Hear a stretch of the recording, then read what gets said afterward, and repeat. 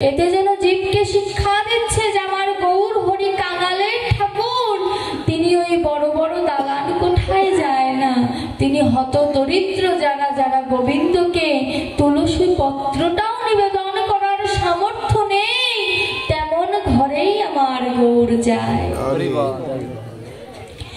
একদিন আমার গৌর হরি শঙ্করাচার্য বাবাজির বাড়ির চতুর্দিক দিয়ে কৃষ্ণ নাম করছেন, কৃষ্ণ নাম করছেন, আর এদিকে শঙ্করাচার্য তার সহধর্মিনীকে বলছে, বধূ আজ সারা গ্রাম ভিক্ষা করে আমি এক মুষ্টি তন্দুল পাইনি, আজ আমার গৌরের সেবা দেব কি করে বলতে পারো?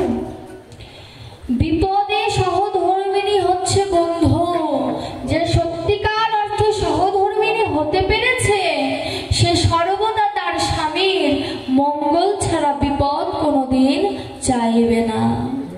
তো সহধর্মিনী বলছে, স্বামী তুমি চিন্তা করো না, আমি একটি লাউ গাছ বপন করেছিলাম, সেখানে সুন্দর লাউ ধরেছে, আমি সেই লাউটা কেটে আমি রন্ধন করব, গৌরের সেবা থেকে তুমি বঞ্চিত হবে না। এবার সহধর্মিনী সত্যবতী লাউটা গাছের থেকে কেটে ধারালো অস্ত্র অর্থাৎ বটি সামনে রেখে লাউটা রেখেছে।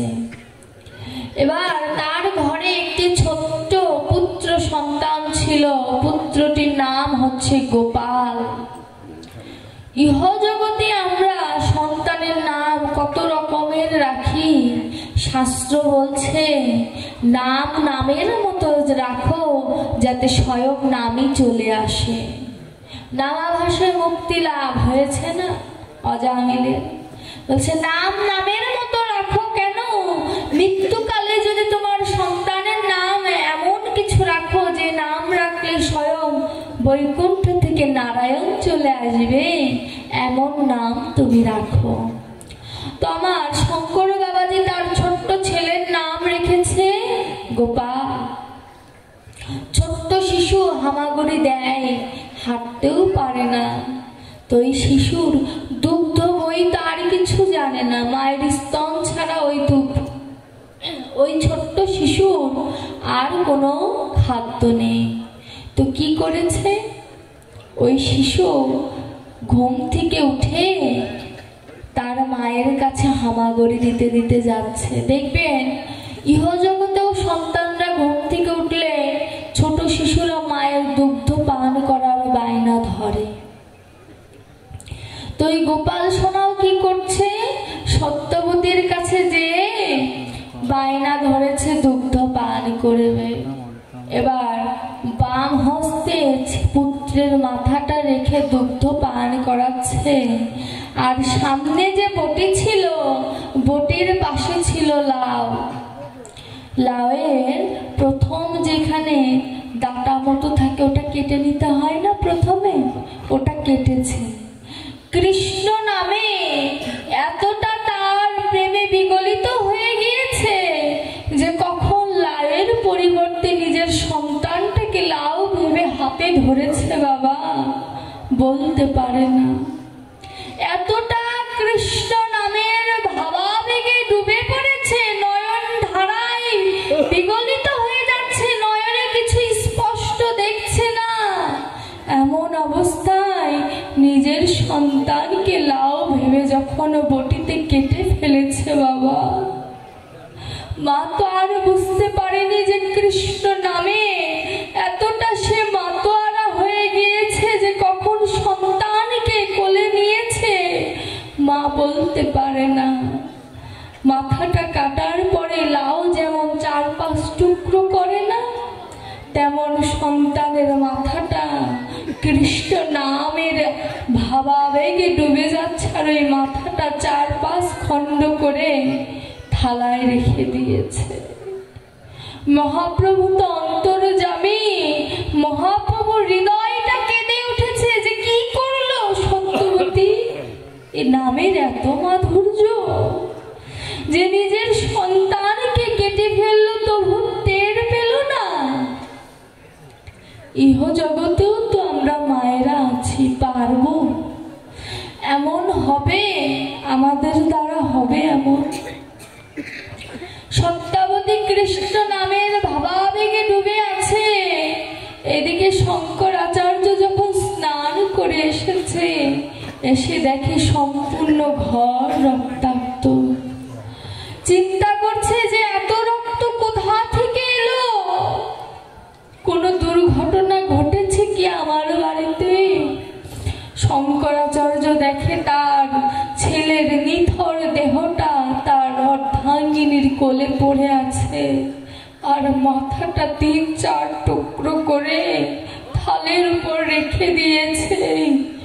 শঙ্করাচার্য বলছে, সত্যবতী, কি করেছো তুমি?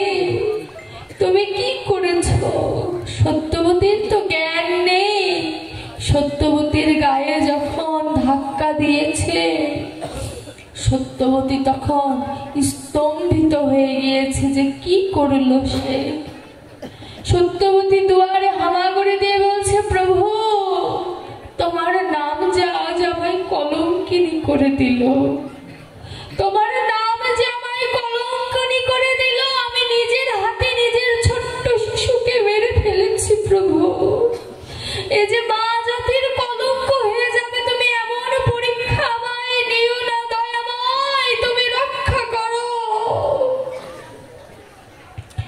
দেখবেন কোন সদাচারী বৈষ্ণব বা ভক্ত যদি বিপদে পড়ে, সবার প্রথমে গোবিন্দকে বলে তুমি রক্ষা করো, কারণ রক্ষাকর্তা তিনি, আমরা তো উপলক্ষ মাত্র।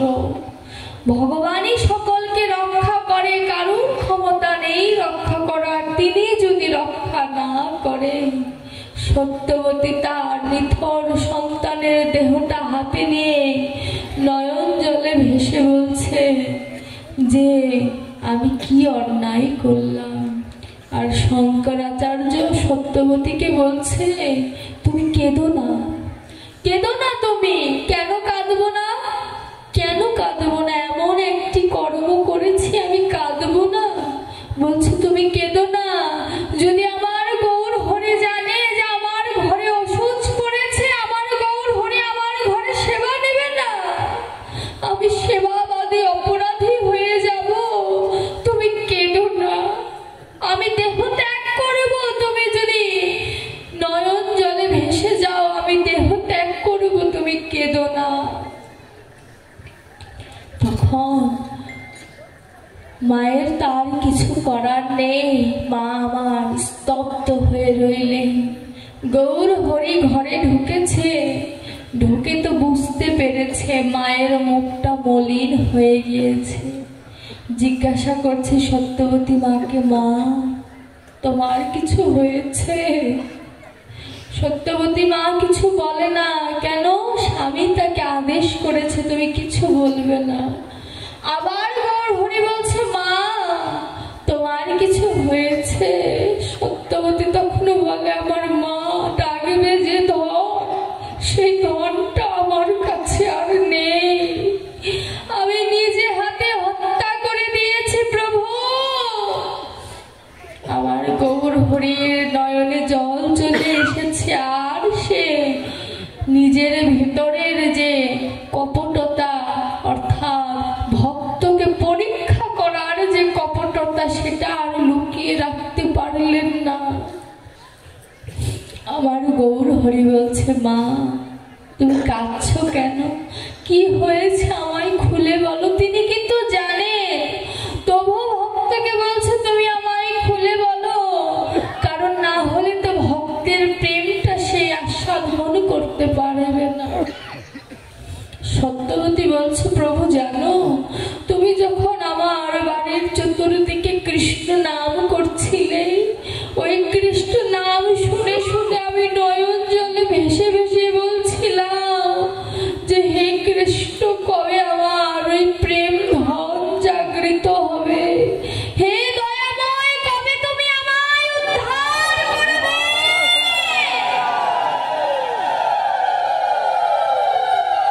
কবে তুমি আমায় উদ্ধার করবে প্রভু?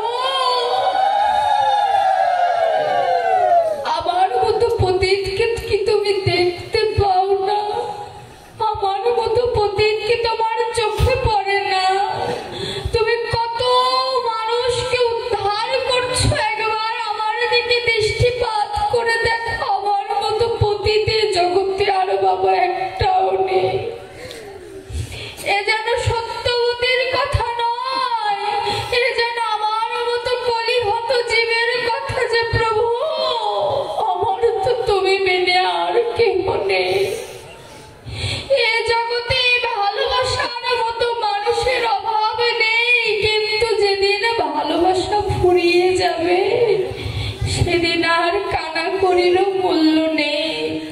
কিন্তু আমার গৌর গোবিন্দকে যদি কোনো মা সন্তান রূপে ভালোবাসে, আমার গৌর হরি তাকে কোনোদিন ফেলে যাবে না।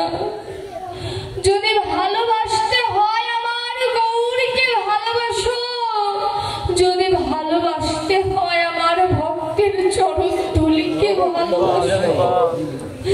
এই চরণ ধুলির কানাল আমার গৌর গোবিন্দ ছিল। এই চরণ ধুলির এমন মূল্য যে কোনো ভক্ত যদি এই চরণ ধুলির দ্বারা অভিষেক করতে পারে, ভগবান সেই ভক্তের চরণ ধুলি দ্বারা অভিষেক করে। এই ভক্তের চরণ ধুলির এমনই মূল্য। হরি বল। আমার সত্যবতী বলছে, প্রভু আমি কৃষ্ণ নামে মাতোয়ারা হয়ে কখন সন্তানকে কেটে ফেলেছি আমি বলতে পারবো না। আমার গৌর হরি বলছে, মা আমিও তো কৃষ্ণ নাম করি, কই আমার তো এমন আবেগ আসে না। মা তোমার চরণ দুটো আমার বক্ষে দাও, আমার তো তোমার মতো কৃষ্ণ ভাবাবেগ উদয় হয় না। কতটা কৃষ্ণ প্রেম থাকলে তুমি নিজের সন্তানকে হত্যা করে ফেলেছো, আমার তো হয় না। গৌর হরি বলছে, আমার তো হয় না। দেখো একবার যদি কেউ কৃষ্ণ নামে ডুবতে পারে, গৌর হরি তাকে আপন করে নেয়, তাকে নিজের করে নেয়। একবার যদি কোনো ভক্ত তার সাথে সম্বন্ধ করতে পারে, এই সম্বন্ধ শুধু এ জন্মের না, জন্ম জন্মান্তরের সম্বন্ধ তার সাথে হয়ে যায়। সত্যাবতী যখন সকল কিছু বলে, তখন আমার গৌর হরি ওই গোপালের কাছে যেয়ে গোপালকে ধরে বলল, গোপাল আজ তুই গোপাল চলে গেলি, আমরা দুই গোপাল রয়ে গেলাম। অর্থাৎ নিতাই আর গৌর, তুই গোপাল চলে গেলি, আমরা দুই গোপাল রয়ে গেলাম। শেষের কাজ আমরা করব, তোকে কথা দিলাম। দেখুন এই প্রমাণগুলো গৌরচন্দ্রিকায় অপূর্ব মাধুর্য, এই প্রমাণগুলো জানিয়ে দেয় কেন শ্রীবাসের সন্তানও তো মরে গিয়েছিল। শ্রীবাসের শেষ কৃতকার্য গৌর আর নিতাই করেছিল কিনা? করেছিল। এগুলো জীবকে শিক্ষা। আমরা অনেক সময় আক্ষেপ করি যে আমার পুত্র নাই, আমার শেষের কাজ কি করবে। আমার গৌর বলছে, গৌর মৃদু হেসে বলছে যে তুমি আক্ষেপ করতে পারলে যে তোমার সন্তান নেই, কই একবার তো বললে না আমার সন্তান আছে, ওই গৌর আমার সন্তান। এই কথা যদি তোমার মুখ দিয়ে আসে, আমি গৌর সাক্ষী দিয়ে গেলাম যে আমি নিজে এসে তোমার বৈতরণীর ঘাট তো পার করবই, ওই শ্মশান ঘাটের কাজও আমি করে যাব। এমন বান্ধব পাবেন আমার দয়ালু শরণাং ব্রজে, তার মতো দয়ালু এই বিশ্ব ব্রহ্মাণ্ডে আর একজন নাই। তিনি এতটা দয়ালু। এই যে কৃষ্ণ নামের মহিমা, তিনটি প্রশ্ন করেছিলাম এই উপাখ্যান থেকে, তা পাওয়া যায়। কৃষ্ণ নামের এমনই মহিমা যে একজন মাকে তার সন্তানটা কেটে ফেলতে পর্যন্ত বাধ্য করে, যদি সে প্রেম আবেগে যদি ডুবে যেতে পারে। কৃষ্ণ নামের এত মহিমা যে গৌরকে দাসত্ব করানো সম্ভব যদি প্রেম আবেগে সে ডুবে যেতে পারে। কৃষ্ণ প্রেমের এত মহিমা যে শ্রীবাস